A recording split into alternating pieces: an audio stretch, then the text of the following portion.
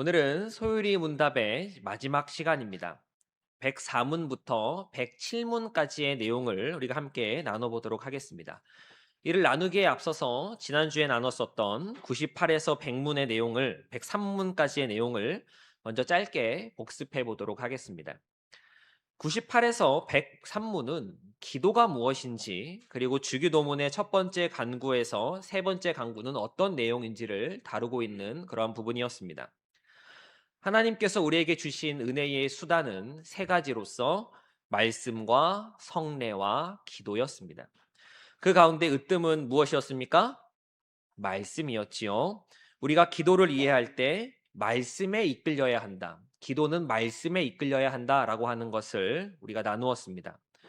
우리가 이렇게 기도할 수 있는 근거는 우리의 공로나 우리의 성실함이 아니라, 우리의 순종이 아니라, 우리가 하나님의 자녀이기 때문에 아버지 되시는 하나님께 기도할 수 있다라고 하는 그러한 것을 우리가 잘 기억해야 하겠습니다. 이어지는 주기도문의 앞선 세 가지 간구는 각각 아버지의 이름이 거룩히 여김을 받으소서, 아버지의 나라가 이루어지게 하옵소서, 아버지의 뜻이 이루어지게 하옵소서였습니다. 이 기도가 우리가 하는 기도의 기초가 되어야 하고, 이 기도를 먼저는 나에게, 그리고 사랑하는 사람들에게, 또 함께 걸어가는 주의 동역자들에게 축복하며 적용해 가야 함도 우리가 나누어 썼습니다. 이제 주기도문의 후반부, 우리를 위하여 구하는 것들의 이 네 번째, 다섯 번째, 여섯 번째 간구와 맺은 말을 살펴보도록 하겠습니다. 우리 교재 214쪽을 펴보도록 하겠습니다. 교재 214쪽입니다. 104문 읽도록 하겠습니다. 넷째 기원에서 우리는 무엇을 기도합니까? 오늘 우리에게 일용할 양식을 주시옵고 라는 넷째 기원에서 우리는 하나님께서 값없이 주시는 선물로서 현세적인 좋은 것들에 합당한 몫을 우리가 받고, 또 그것들과 함께 우리가 하나님의 복을 즐거워하기를 기도합니다. 답에 표시를 해보도록 하겠습니다. 먼저 네모를 그려볼 텐데, 하나님께서 값없이 주시는 선물, 여기에 표시를 해주시면 되겠습니다. 하나님께서 값없이 주시는 선물. 그리고 밑줄을 그을 텐데, 좋은 것들에 합당한 몫을 우리가 받고까지 한번 줄을 그어주시고, 좋은 것들에 합당한 몫을 우리가 받고, 이어서 우리가 하나님의 복을 즐거워하기까지 그어주시면 되겠습니다. 우리가 하나님의 복을 즐거워하기까지입니다. 주기도문의 네 번째 간구는 우리의 물질적 필요가 하나님의 손에 달려 있음을 고백합니다. 누구의 손에 달려 있다고요? 하나님의 손에 달려 있습니다. 소율이 문답은 먼저 하나님께서 값없이 주시는 선물로서 현세적인 좋은 것들에 합당한 몫을 우리가 받기를 기도합니다 라고 그렇게 설명합니다. 이 여기서 하나님께서 값없이 주시는 선물이라는 표현은 단순한 수사어구가 아닙니다. 단순한 표현이 아니라는 것이죠. 이것은 하나님의 주권적 은혜를 가리킵니다. 하나님이 어떤 은혜를 가리킨다고요? 주권적 은혜를 가리킵니다. 우리가 양식을 얻는 것은 우리의 능력이나 노력의 산물이 아니라 하나님께서 값없이 주시는 무엇이요? 선물이다라고 밝히고 있는 것입니다. 신명기 8장 3절의 말씀은 이 진리의 근거가 됩니다. 광야에서 이스라엘에게 만나를 주신 하나님은 사람이 떡으로만 사는 것이 아니요 여호와의 입에서 나오는 모든 말씀으로 사는 줄 내가 알게 하려 하심이니라 라고 그렇게 말씀하셨습니다.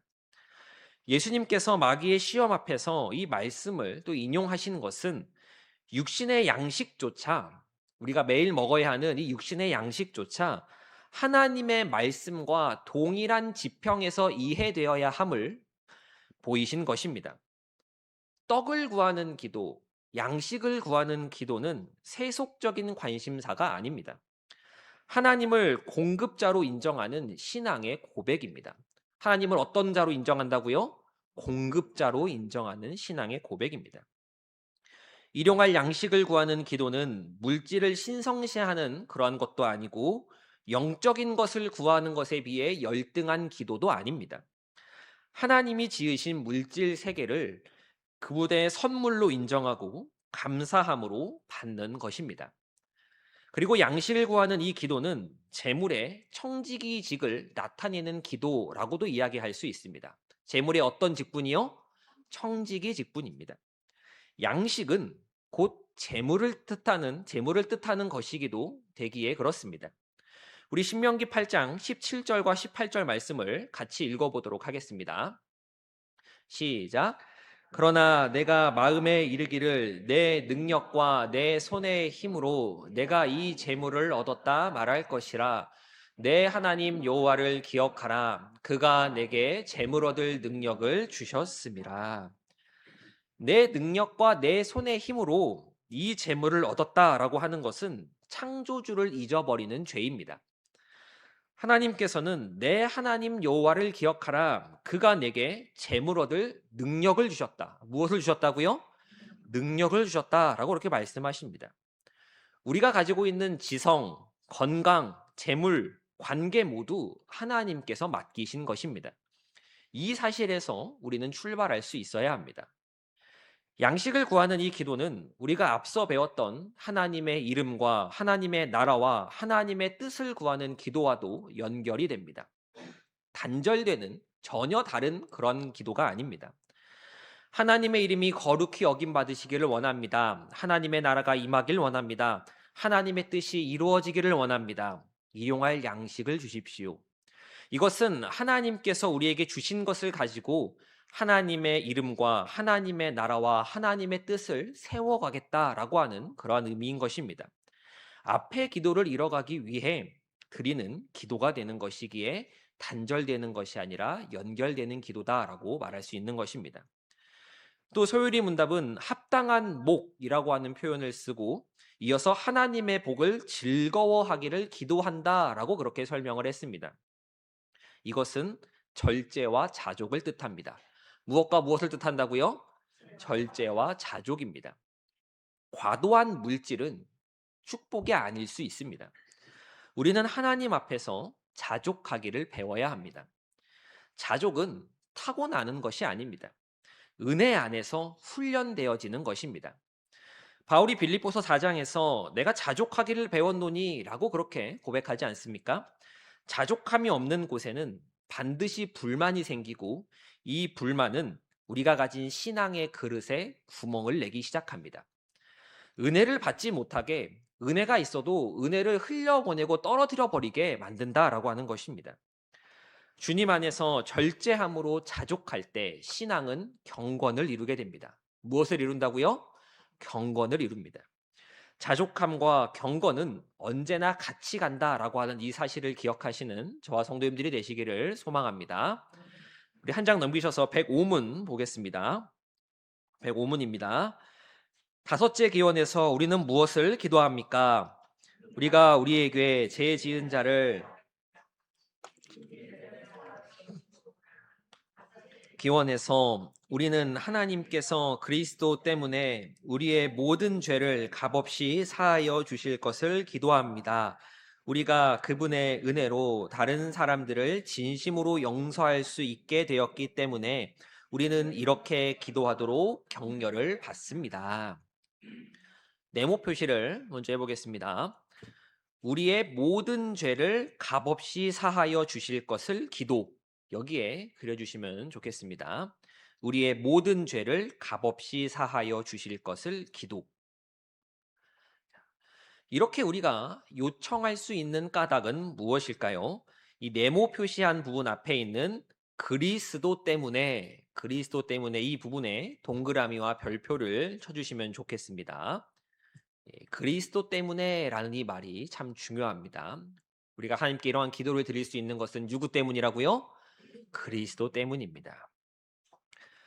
주교도문의 다섯 번째 기원, 간구는 우리가 우리에게 죄 지은 자를 사하여 준 것 같이 우리 죄를 사하여 주시옵고 랍니다. 그런데 이 구조를 우리가 잘 살펴서 읽고 이해해야 합니다. 내가 남을 용서했으니 하나님도 나를 용서해 주세요 라는 공로의 논리로 이것을 읽으면 안 된다라는 이야기입니다. 왜 공로의 논리로 읽으면 안 되는가라고 하면 첫째로 복음의 은혜에 대한 확신이 무너지기에 그렇습니다. 즉 내가 하는 용서의 완성도에 따라 하나님의 용서가 달라지게 된다는 말입니다. 그래서 공로의 논리로 이 부분을 읽으면 안 됩니다. 그리고 둘째로 은혜의 복음이 공로의 율법으로 전락하기 때문에 그렇습니다. 이는 그리스도의 십자가를 욕되게 하는 것이 됩니다. 그렇기에 이 부분을 우리가 바르게 읽고 바르게 이해해야 합니다. 그럼 올바른 순서는 어떻게 되는가라고 하면 하나님이 먼저 그리스도 안에서 우리 죄를 용서하셨습니다. 누구 안에서 용서하셨다고요? 그리스도 안에서 우리 죄를 먼저 용서하셨습니다. 그 용서를 받은 자이기 때문에 내가 그 용서를 받았기 때문에 다른 사람을 용서할 수 있는 것입니다. 다시 말해서 하나님의 선행적 용서가 먼저 이루어지고 용서받은 성도에게 용서의 능력이 부여되어서 이 용서의 능력으로 타인을 용서하는 것입니다. 내가 남을 용서했으니 하나님 보셨죠? 하나님 나도 용서해 주세요 라고 하는 것이 아니다라는 이야기입니다. 소요리 문답은 하나님께서 그리스도 때문에 우리의 모든 죄를 값없이 사하여 주실 것을 기도한다라고 그렇게 설명했습니다. 이 기도는 단순한 고백을 넘어서 복음의 사실을 하나님 앞에서 진술하는 행위이기도 합니다.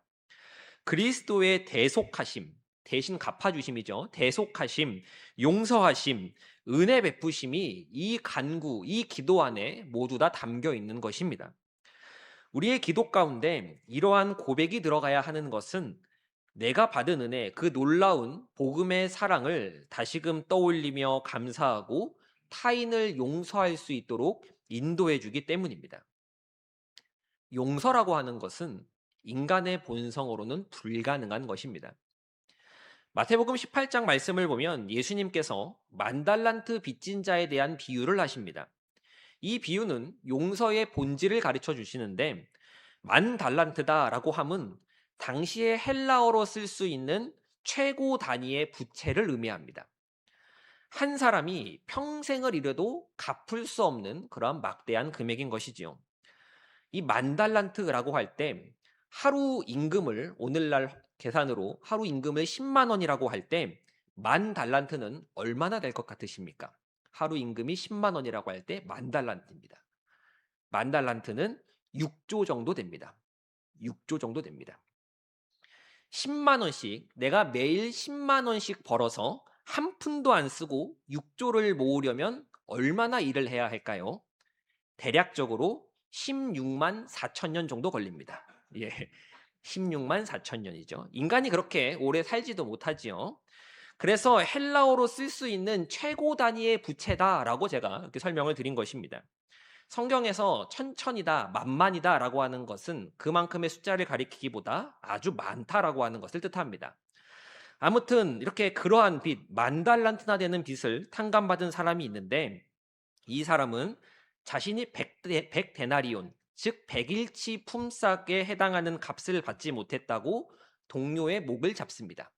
성경의 표현으로 목을 잡았다라고 하는데 이제 조금 더 이해하기 쉬운 표현으로는 목을 졸랐다. 이제 뭐 멱살을 잡았다 정도로 이해하시면 됩니다.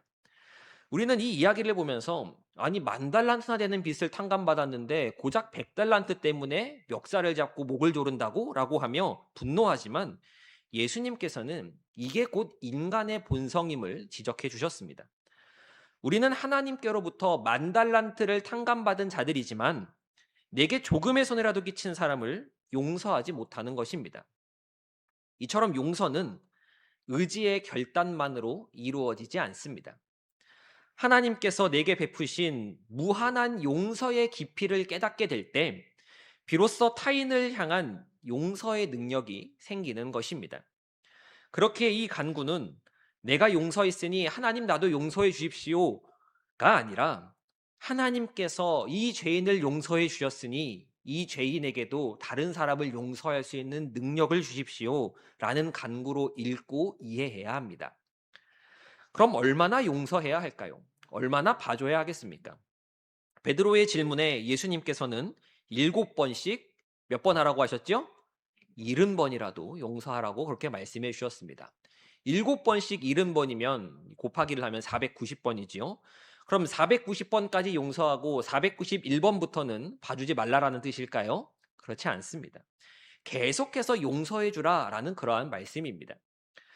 우리가 진심으로 타인을 용서했다라고 할지라도 다시금 그 사람을 마주하고 다시금 그 상황을 떠올리면 또다시 분노가 일어나는 것이 우리의 마음입니다. 그때마다 우리는 하나님 앞에서 그 사람을 다시 용서하기 위한 씨름이 필요합니다. 그리고 하나님께서는 그렇게 씨름하는 것을 귀하게 여기시고 우리 가운데 용서할 힘을 더하여 주십니다. 만약 형제를 용서하지 못하겠다라는 용서하지 않겠다라는 그러한 마음을 품고 신앙생활을 한다면 우리는 결코 은혜를 받지 못합니다. 무엇을 받지 못한다고요? 은혜를 받지 못합니다. 용서하지 않는 마음 자체가 복음의 은혜를 차단하기 때문에 그렇습니다. 용서는 쉽지 않지만, 안 되는 것이지만 주께서 이 죄인을 용서하신 것 같이 나에게도 용서할 수 있는 능력과 마음을 주옵소서. 이렇게 기도할 때 우리 가운데 용서가 이루어지고 하나님의 은혜가 임하게 되는 것입니다. 그래서 예수님께서는 우리에게 가르쳐 주신 기도 가운데 이 용서에 대한 기도를 넣으신 것이지요. 그리스도 안에서 그리스도를 힘입어 다른 사람을 용서하는 저와 성도님들의 신앙이 되기를 소망합니다. 한 장 넘기셔서 이제 106문 보도록 하겠습니다. 106문 읽습니다. 여섯째 기원에서 우리는 무엇을 기도합니까?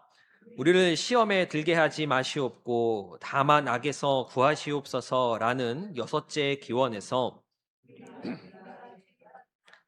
하나님께서 우리를 지켜주시기를 또는 우리가 시험 당할 때에 우리를 도와주시고 건져주시기를 기도합니다.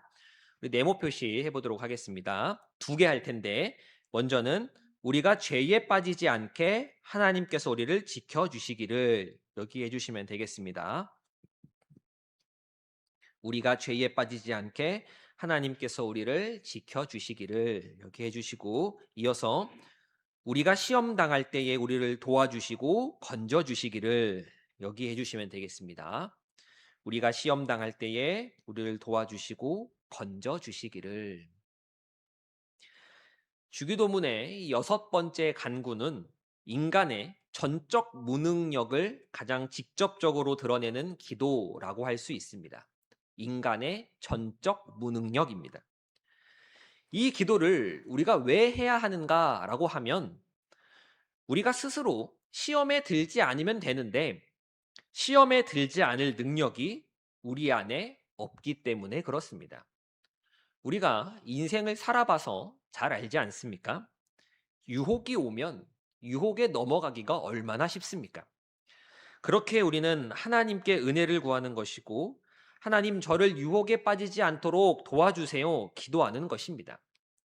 시험에 들지 않도록 하는 이 기도가 무척 중요합니다.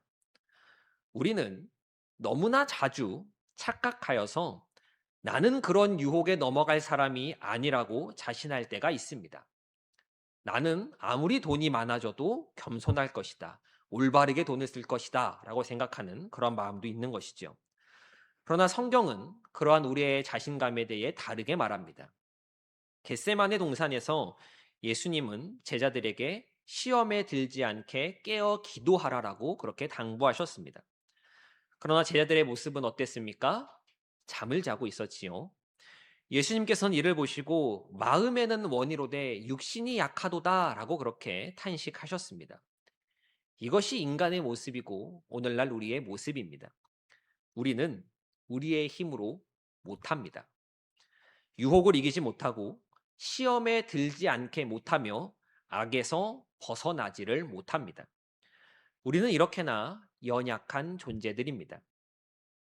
성경은 은혜를 받은 사람도 시험에 빠질 수 있다라고 하는 것을 숨기지 않습니다.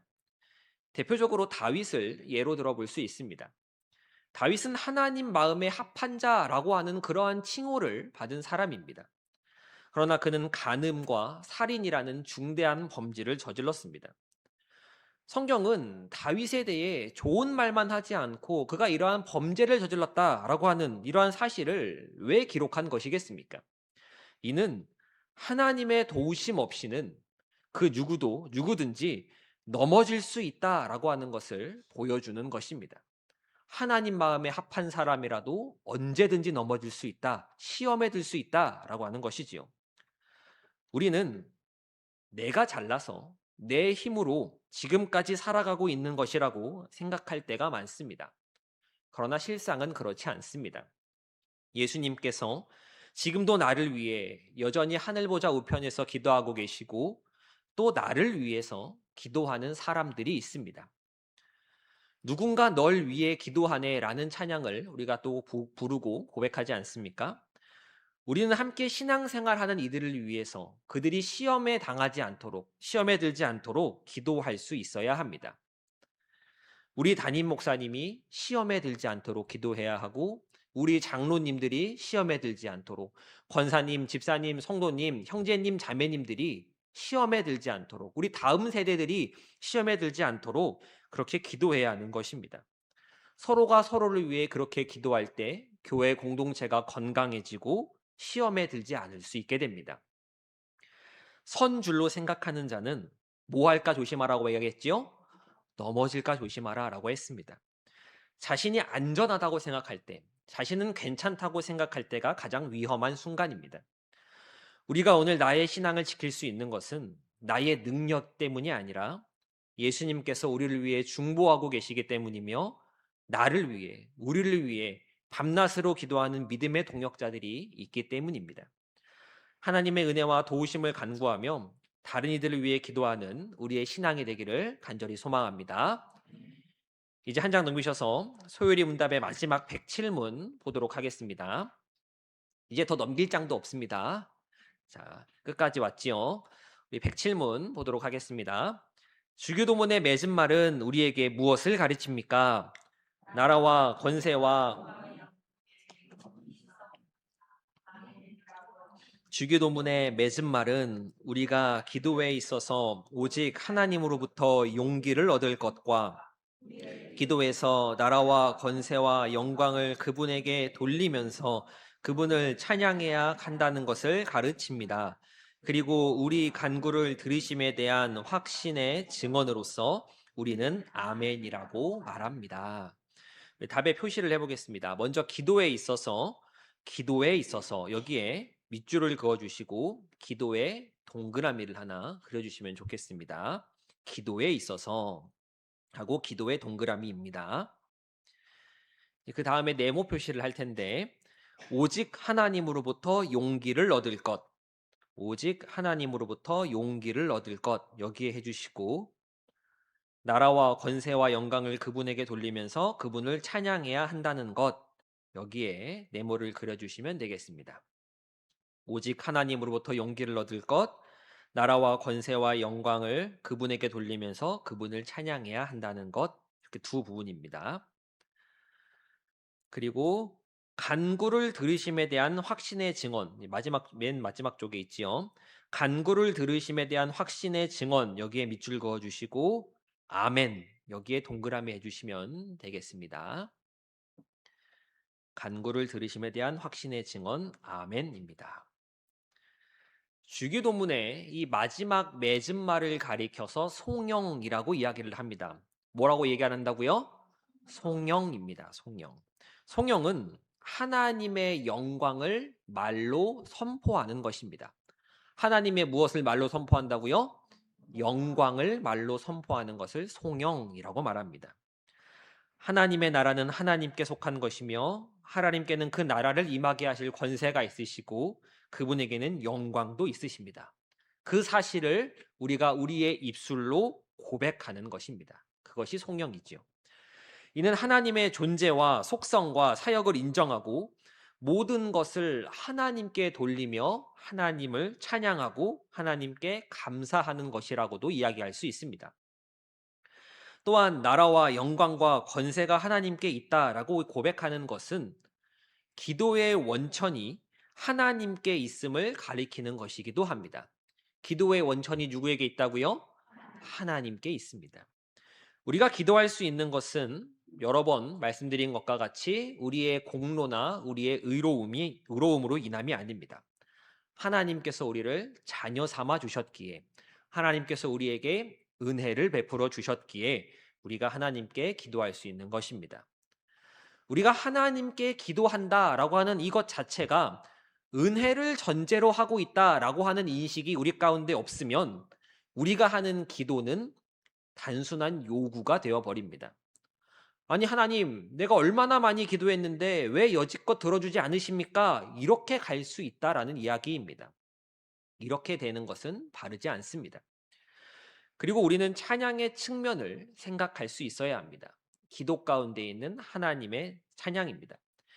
기도할 때 하나님을 찬양하는 것은 기도의 중요한 부분입니다.